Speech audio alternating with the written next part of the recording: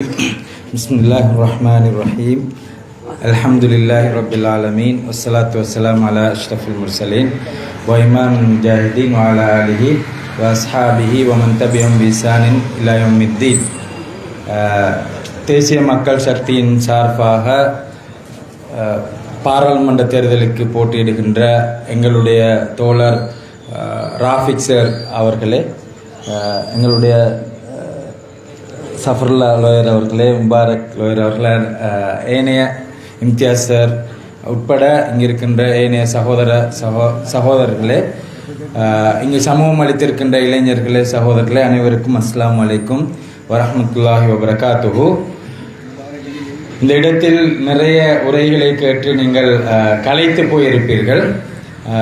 இறுதியாக நானும் சில விடயங்களை சொல்லிவிட்டு செல்லலாம் என்று நினைக்கின்றேன். நேற்றும் இன்றும் உங்களுடைய பிரதேசத்தில் இருந்தபோது எனக்கு விளங்கிக் கொள்ள முடியுமாக இருந்த ஒரு விடயம்தான், இங்கே தேசிய மக்கள் சக்திக்கு பெருவாரியாக ஆதரவு அதிகரித்து வருகின்றது என்றாலும் கூட தேசிய மக்கள் சக்தி என்பது எப்படி சம்பிரதாயபூர்வமான ஏனைய கட்சிகளிலிருந்து, கட்சி அரசியலிலிருந்து வேறுபடுகின்றது என்ற விடயத்தை விளங்கிக் கொள்வதில் ஒரு போதாமை இந்த பிரதேசத்தில் இருப்பதனை அவதானிக்கின்றது. அந்த வகையில் அந்த விடயத்தை சற்று நினைவுபடுத்திவிட்டு செல்லலாம் என்று நான் நினைக்கின்றேன். சகோதரர்களே, எங்களுக்கு தெரியும் 2009ஆம் ஆண்டு இந்த நாட்டிலே ஒரு நீண்ட காலம் 30 வருடங்களாக இருந்த யுத்தம் முடிவுக்கு வந்தது. யுத்தம் முடிவுக்கு வந்ததன் பின்னர் நாங்கள் இந்த நாட்டிலே 2 விடயங்களை நாங்கள் கதைத்தோம். ஒன்று மீள் நல்லிணக்கம், ரீகன்சிலியேஷன். அடுத்தது கோ எக்ஸிஸ்டன்ட், மத நல்லிணக்கம். இந்த நாட்டிலே சமூகங்கள் எப்படி இணைந்து வாழ்வது என்று நாங்கள் பேசினோம். என்றாலும் கூட நீண்ட காலம் அது பேசுவதற்கு எங்களுக்கு கிடைக்கவில்லை.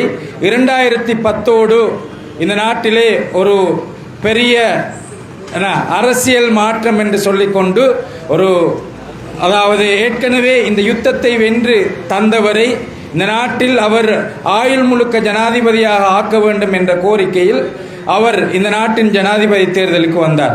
நாடு வேறு ஒரு திசைக்கு செல்ல ஆரம்பித்தது. பிறகு 2015இல் அதனை நாங்கள் எல்லோரும் சேர்ந்து நாங்கள் மாற்றினோம். ஒரு நல்லாட்சியை கொண்டு வந்தோம். அந்த நல்லாட்சியாக இருக்கவில்லை, அது பொள்ளாட்சியாக மாறியது. இந்த சூழ்நிலையை அவதானித்த இந்த நாட்டிலே இருந்த புத்திஜீவிகள், பல்கலைக்கழக விரிவுரையாளர்கள், சிவில் சமூக அமைப்புகளில் செயற்பட்டு கொண்டிருந்தவர்கள், இடதுசாரி கட்சிகள், முற்போக்கு கட்சிகள் எல்லோரும் இணைந்து இந்த நாட்டிலே சம்பிரதாயபூர்வமான அரசியலுக்கு அப்பால் இந்த நாட்டை கட்டியெழுப்ப வேண்டுமாக இருந்தால் ஒரு மக்கள் இயக்கத்தை உருவாக்க வேண்டும் என்ற கருத்துக்கு வந்தார்கள். இதனை நான் சுருக்கமாக சொல்லுகின்றேன், நேரத்தை கருத்தில் கொண்டு. 2018களில் அவ்வாறான கலந்துரையாடல்கள் தேசிய மட்டத்தில் இடம்பெற்றது. சிவில் சமூக அமைப்புகளில் செயற்பட்டு கொண்டிருந்த எங்களை போன்றவர்கள் அந்த கலந்துரையாடல்களில் கலந்து கொண்டோம். நாங்கள் முஸ்லீம், சிங்களம், தமிழ் எல்லோரும் இணைந்து அந்த கலந்துரையாடலில் கலந்து கொண்டோம். அந்த கலந்துரையாடல்களின் விளைவாக நாங்கள் 2018 இறுதியில் 2019 ஆரம்பத்தில் தேசிய மக்கள் சக்தி என்ற மக்கள் இயக்கத்தை நாங்கள் கட்டியெழுப்பினோம். அதனை நாங்கள் ஆரம்பித்து வைத்தோம். எனவே தேசிய மக்கள் சக்தி என்பது நீங்கள் யூஎன்பி, எஸ்ஜேபி, பொஹொட்டுவ என்ற மாதிரி அந்த மாதிரியான சம்பிரதாய பூர்வமான ஒரு கட்சி அல்ல. இது அந்த கட்சிகளுக்கு அப்பால் சென்ற ஒரு இலங்கை வரலாற்றிலே 2500 வருடங்களை விட பழமையான இலங்கை வரலாற்றிலேயே முதன்முறையாக ஏற்படுத்தப்பட்ட தேசிய மக்கள் இயக்கம், தேசிய அளவில் ஏற்பட்ட மக்கள் இயக்கம். இதிலே இந்த ஒரு சந்தேகம் இருக்கின்றது. சிலர் நினைத்து கொண்டிருக்கின்றார்கள் இது ஒரு தேசிய கட்சி சிங்களவர்களுக்கு மட்டும் சொந்தமானது என்றது. அப்படி அல்ல. இங்கே கிழக்கிலே ஆதரவு தேடி வருகின்றார்கள் என்று நினைக்கிறார்கள். அப்படி அல்ல. நாங்கள் சிங்களம், முஸ்லிம், தமிழர்கள் எல்லோரும் இணைந்துதான் இதனை உருவாக்கி கொண்டோம். உருவாக்குகின்ற பொழுது இணைந்து உருவாக்கினோம். அதனை கொண்டு செல்லுகின்ற பொழுது இணைந்து நாங்கள் கொண்டு சென்றோம். அதனுடைய வெற்றியையும் நாங்கள் இணைந்துதான் இந்த கடந்த ஜனாதிபதி தேர்தலிலே நாங்கள் பெற்றுக்கொண்டோம். இந்த ஜனாதிபதி தேர்தல் ஒரு வரலாற்று ரீதியான வெற்றி. இதுவரை காலமும் இந்த நாட்டை ஆண்டு வந்தவர்கள் ஒரு மேல்தட்டு வர்க்கத்தினர், ஆள ஆளும் வர்க்கத்தினர் என்று தங்களை சொல்லிக் கொள்கின்றவர்கள் தான் இந்த நாட்டை ஆண்டு வந்தார்கள். காலனித்துவ காலத்திலும் அவர்கள் தான் காலனித்துவவாதிகளுக்கு அவர்களுக்கு உதவியாக இருந்தார்கள். காலனித்துவவாதிகள் இந்த நாட்டை சுதந்திரம் பெற்று இந்த நாட்டை ஒப்படைத்து விட்டு செல்லுகின்ற பொழுது அப்படியான மேல்தட்டு வர்க்கத்தினரிடம் தான் ஒப்படைத்து விட்டு சென்றார்கள்.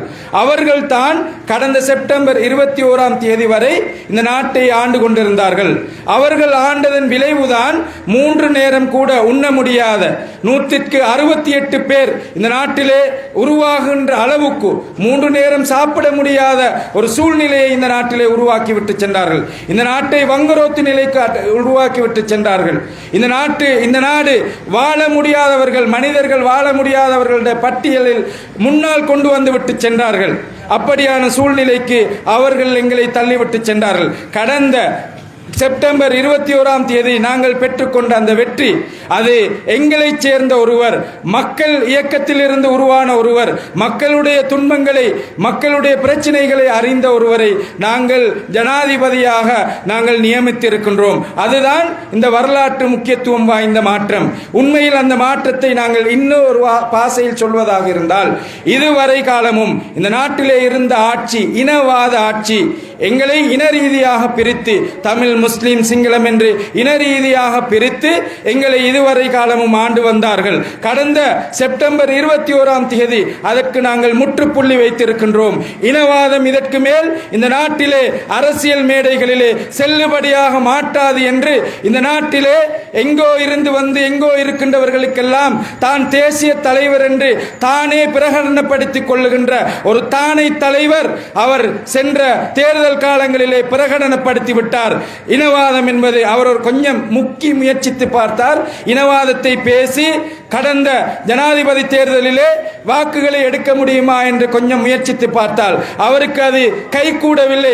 அவரே பிரகடனப்படுத்தி விட்டு சென்று விட்டார். இதன் பின்னர் இனவாதம் தேர்தல் மேடைகளுக்கு செல்லுபடியாக மாட்டாது என்று அவருடைய வாயினாலே அவர் சொல்லிவிட்டு சென்று விட்டார். அது உண்மைதான். இனவாதத்தை நாங்கள் தேசிய மக்கள் சக்தி இணைந்து அதனை குழி தோண்டி புதைத்து விட்டோம். அதனுடைய முதல் ஈமைக்கிரியை நாங்கள் ஜனாதிபதி தேர்தலிலே அதனை நாங்கள் அடக்கிவிட்டோம்.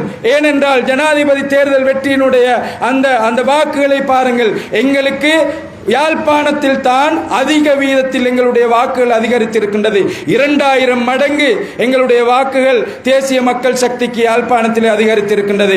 அதற்கு பிறகு வன்னியில் 1800 மடங்கு, அதற்கு பிறகு இங்கே மட்டக்களப்பில் நுவரெலியாவில் 1700 மடங்கு, அதற்கு பின்னர் மட்டக்களப்பில், அதற்கு பிறகு திருகோணமலையில். அப்படி என்றால் இதுவரை காலமும் நாங்கள் பேசிக் கொண்டிருந்தோம் தெற்கையும் வடக்கையும் இணைக்க வேண்டும், வடக்கையும் தெற்கையும் கிழக்கையும் தெற்கையும் இணைக்க வேண்டும் என்றெல்லாம் நாங்கள் பேசிக் கொண்டிருந்தோம். சிங்களம், தமிழ், முஸ்லிம் என்று எல்லோரையும் இணைக்க வேண்டும் என்று நாங்கள் பேசிக் கொண்டிருந்தோம். அந்த இணைப்பை இந்த நாட்டிலே சாத்தியப்படுத்தியது தேசிய மக்கள் சக்தி என்பதனை நீங்கள் நினைவில் கொள்ள வேண்டும். அந்த வெற்றி தான் கடந்த ஜனாதிபதி தேர்தலுடைய வெற்றி. நாங்கள் உருவாக்கி கொண்ட ஜனாதிபதி சிங்கள ஜனாதிபதி அல்ல. நாங்கள் உருவாக்கி கொண்ட ஜனாதிபதி இந்த நாட்டு மக்களுக்குரிய ஜனாதிபதி. தோழர் அனுரகுமார திசாநாயக்க என்பவர் சிங்கள சமூகத்தின் ஜனாதிபதி அல்ல, இந்த நாட்டு மக்களுடைய ஜனாதிபதி. அவரே அதனை அவருடைய நடவடிக்கைகளினூடாக காட்டிக் கொண்டிருக்கின்றார். இப்பொழுது நிலவுகின்ற ஆட்சி இது இனவாத ஆட்சி அல்ல, இது மக்களுடைய ஆட்சி. மக்கள் தலைவர் ஒருவர் ஆட்சி செய்து கொண்டிருக்கின்றார். எனவே இதன் பின்னர் இனவாதத்தை பேசி ஓட் கேட்க முடியாதவர்கள் இப்பொழுது வேறொரு வகையில் வருகின்றார்கள். பிரதிநிதித்துவம் என்ற சொல்லை, இனவாதம் என்ற சொல்லை அதற்குள்ளால் மறைத்துக் கொண்டு வருகின்றார்கள். முஸ்லிம் பிரதிநிதித்துவம், சிங்கள பிரதிநிதித்துவம், தமிழ் பிரதிநிதித்துவம் என்று சொல்லி எங்களை உங்களுடைய இனத்தின் பிரதிநிதிகளாக அனுப்புங்கள், நாங்கள் போய் இந்த ஏகேடிக்கு, இந்த அனுரகுமார திசாநாயக்கு நாங்கள் ஆதரவு வழங்குகின்றோம் என்று அவர்கள் கேட்கின்றார்கள். அப்படி எந்த உடன்படிக்கையும் எங்களோடு இல்லை. நான் கடைசியாக கலந்துவிட்டு வந்த ஒரு கலந்துரையாடலிலே என்னிடம் ஒருவர் கேட்டார், உங்களுக்கும் ஏசிஎம்சிக்கும் இடையில் என்ன உடன்படிக்கை நடந்திருக்கிறாமே, அவர்களோட பிரதிநிதிகள் வந்து உங்களோட சேர்ந்து கொள்றாமே என்று ஒருவர் கேட்டார். அப்படி தேசிய மக்கள் சக்தியை உருவாக்குகின்ற சந்தர்ப்பத்திலும் எங்களுக்கு இந்த நாட்டிலே இருக்கின்ற எந்த சம்பிரதாயபூர்வமான கட்சியோடு, சம்பிரதாயபூர்வமான கட்சியில் இருந்த அரசியல்வாதிகளோடு, ஊழல் மோசடிகளோடு தொடர்பட்டவர்களோடு தொடர்பை நாங்கள் பேண விரும்பவில்லை. கட்சியை வளர்க்கின்ற சந்தர்ப்பத்திலும் பேண விரும்பவில்லை. ஜனாதிபதி தேர்தல் காலத்திலும் நாங்கள் அதனை நாங்கள் எங்களிடம் வந்து எத்தனையோ பேரை நாங்கள் புறக்கணித்து விட்டோம். நாங்கள் எடுப்பதற்கு விரும்பவில்லை. நாங்கள் இதன் பின்னரும் பாராளுமன்ற காலத்திலும் இல்லை, பாராளுமன்றத்தை வெற்றி கொண்டதன் பின்னரும் இல்லை. நாங்கள் நிச்சயமாக வெற்றி கொள்வோம். யாருடனும் எங்களுக்கு டீல் இல்லை. எங்களுக்கு இருக்கின்ற கொடுக்கல் வாங்கல் மக்களோடு தான் இருக்கின்றது, உங்களோடு தான் இருக்கின்றது. இது மக்கள் இயக்கம். மக்களோடு தான் நாங்கள் அரசியல் செய்கின்றோம். மக்களுடைய விருப்பத்தை தான் நாங்கள் செய்கின்றோமே ஒழிய எங்களுக்கு எங்கும் டீலர்கள் இல்லை. கடந்த அந்த அரசியல் கலாச்சாரத்தை நாங்கள் இதற்கு பின்னால் பின்பற்ற போவதில்லை என்பதனை நீங்கள் நன்கு நினைவில் வைத்துக் கொள்ள வேண்டும். அந்த வகையில் இந்த நாட்டிலே புதியதொரு அரசியல் கலாச்சாரத்தை நாங்கள் துவங்கி இருக்கின்றோம். இப்பொழுது வருகின்ற அந்த பொய் பேச்சுக்களுக்கும் நீங்கள் ஏமாந்து விடக்கூடாது. அவர்கள் வந்து அதாவது இன ரீதியான பிரதிநிதித்துவம் வேண்டும் என்று இங்கே வந்து அந்த பாராளுமன்றத்துக்கு போய் அங்கே யுத்தம் செய்வது போன்று எங்களிடத்தில் ஒரு தோற்றத்தை உருவாக்குகின்றார்கள். அதாவது சிங்களம், முஸ்லிம், தமிழ் எல்லோரும் சென்று அங்கே யுத்தம் செய்வதற்குரிய இடம் அல்ல அது. என்ன, அங்கு சட்டங்களை நாங்கள் உருவாக்குவதற்குரிய இடம். எங்களுடைய வரிப்பணத்தை நாங்கள் அங்கே சரியாக அந்த வரிப்பணத்தை பேணுவதற்கும் அதை உரிய முறையில் செலவழிப்பதற்கும் உரிய திட்டங்களை வகுக்கின்ற இடம். அப்படி இல்லாமல் இன ரீதியாக சண்டை பிடித்துக் கொள்ளுகின்ற இடம் அல்ல. கடந்த காலங்களில் அவர்கள் எப்படி சண்டை பிடித்தார்கள் என்பது உங்களுக்கு தெரியும். அது உண்மையில் இன ரீதியான சண்டையும் அல்ல, அவர்களுடைய அதிகாரத்திற்குரிய சண்டை. அவர்கள் எங்களை இன ரீதியாக பிரிப்பது எங்களின் மீது இருக்கின்ற அக்கறையின் அல்ல, எங்களின் மீது இருக்கின்ற அன்பினால் அல்ல. மாற்றமாக அப்படி பிரித்தால் தான் அவர்களுடைய அந்த ஆட்சி நிலவும். அப்படி பிரித்தால் தான் அவர்களுடைய ஊழல் மோசடிகளை பற்றி நாங்கள் கேட்க மாட்டோம். எங்களுக்கு ஒரு பிரச்சனை வருகின்ற பொழுது சொல்வார்கள் பிரச்சனைக்கு காரணம் சிங்களவர்கள் என்று. சிங்களவர்களுக்கு பிரச்சனை வருகின்ற பொழுது சொல்வார்கள் காரணம் முஸ்லிம்கள் என்று. தமிழர்களுக்கு பிரச்சனை வருகின்ற போது சொல்வார்கள் காரணம் தமிழர்கள் என்று. இப்படி ஒவ்வொரு சாராரையும் பரஸ்பரம் ஏமாற்றிக்கொண்டு இதுவரை காலமும் அவர்கள் செய்தது அவர்களுடைய அந்த மோசடியான அந்த ஆட்சியைத்தான். அந்த ஆட்சிக்கு கடந்த 21ஆம் தேதியோடு நாங்கள் முற்றுப்புள்ளி வைத்திருக்கின்றோம். அந்த வகையில் இந்த பாராளுமன்ற தேர்தலில் திருகோணமலை மாவட்டத்திலே 7 பேர்கள் போட்டியிடுகின்றார்கள். அந்த 7 பேர்களும் அனைத்து சமூகங்களை சார்ந்தவர்களையும் நாங்கள் அதிலே போட்டிருக்கின்றோம். தகுதியானவர்களை நாங்கள் அதிலே நியமித்திருக்கின்றோம். அதிலே நீங்கள் விரும்பிய உங்கள் பிரதேசத்தை சார்ந்த, உங்கள் சமயத்தை சார்ந்த, உங்கள் மொழியை சார்ந்த அல்லது சாராத, உங்கள் சமயத்தை சார்ந்த சாராத நீங்கள் யாரை தெரிவு செய்தாலும் தேசிய மக்கள் சக்தியின் பாராளுமன்ற அபேட்சகர்கள், பாராளுமன்றத்துக்கு அந்த பட்டியலினூடாக செல்பவர்களை நீங்கள் தெரிவு செய்யுங்கள். அப்பொழுதுதான் இந்த ஆட்சிக்கு பலமாக அது இருக்கும். நாங்கள் சொல்லவில்லை நீங்கள் முஸ்லிம் பிரதிநிதியை தெரிவு செய்ய வேண்டாம், தமிழ் பிரதிநிதியை தெரிவு செய்ய வேண்டாம், சிங்கள பிரதிநிதியை தெரிவு செய்ய வேண்டாம் என்று நாங்கள் சொல்லவில்லை. ஆனால் அந்த கோணத்தில் எங்களை பிழையாக வழிநடாத்துகின்றவர்களுக்கு பின்னால் நாங்கள் செல்ல வேண்டியதில்லை. என்பிபிக்கு தேசிய மக்கள் சக்திக்கு அளிக்கின்ற வாக்கு அது ஒரு சிங்களவரை பாராளுமன்றத்துக்கு அனுப்பும் என்று அப்படி ஒரு பேச்சு நிலவுவதாக நான் கேள்விப்பட்டேன். சகோதரர்களே, கடந்த வாரம் நான் வடக்கிற்கு சென்றேன். இன்று நான் கிழக்குக்கு வந்திருக்கின்றேன். இந்த கிழக்கிலும் வடக்கிலும் நன்கு நினைவு வைத்துக் கொள்ளுங்கள். முஸ்லிம் சகோதரர்களை, தமிழ் சகோதரர்களை பாராளுமன்றம் அனுப்புவதற்காக சிங்கள சகோதரர்கள், சிங்களவர்கள் பணியாற்றி கொண்டிருக்கின்றார்கள். அவர்களுடைய முகம் தெரியாது, பெயர் தெரியாது. இங்கே இந்த பிரதேசங்களுக்கு வந்து கிட்டத்தட்ட 6 மாதம், 1 வருடம் என்று வீடுகளுக்கு செல்லாமல் பாதை வழிய அவர்கள் திரிந்து இந்த பிரதேசத்திலிருந்து, வடக்கிலிருந்தும் கிழக்கிலிருந்தும், மட்டக்களப்பிலும் அப்படித்தான். நான் கடந்த ஜனாதிபதி தேர்தலில் நான் அங்கும் சென்றிருந்தேன்.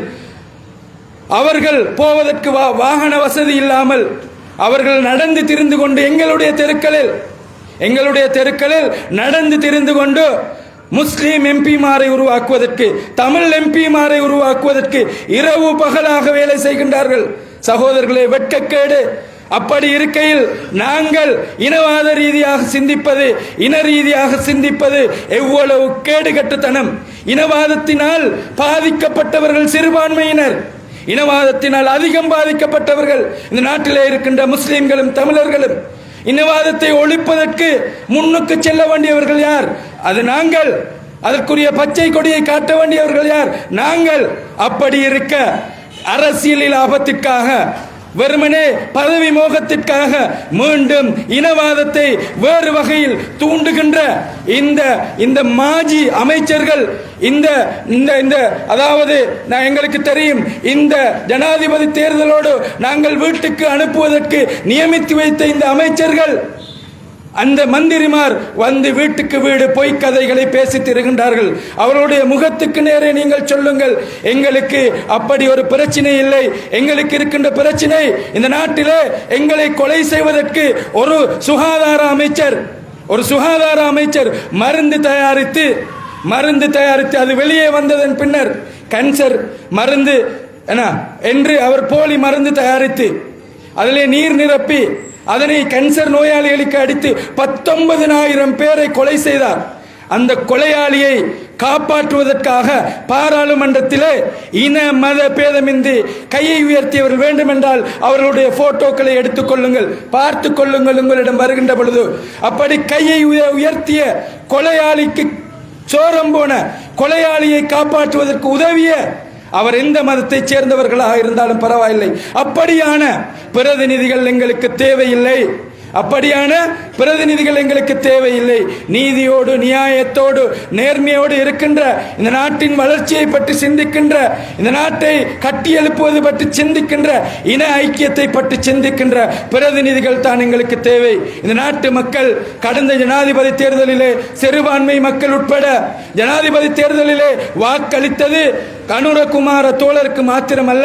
நான் மட்டக்களப்புக்கு சென்றிருந்த வேளையிலும், நான் மன்னாருக்கு சென்றிருந்த வேளையிலும் என்னுடைய கையை பிடித்துக் கொண்டு கேட்டார்கள். கடைசியாக மன்னாரிலே ஜும்மா தொழுகையை தொழுதுவிட்டு வெளியில் வருகின்ற பொழுது ஒரு சகோதரர் என்னை கையை பிடித்துக் கொண்டு விடவில்லை.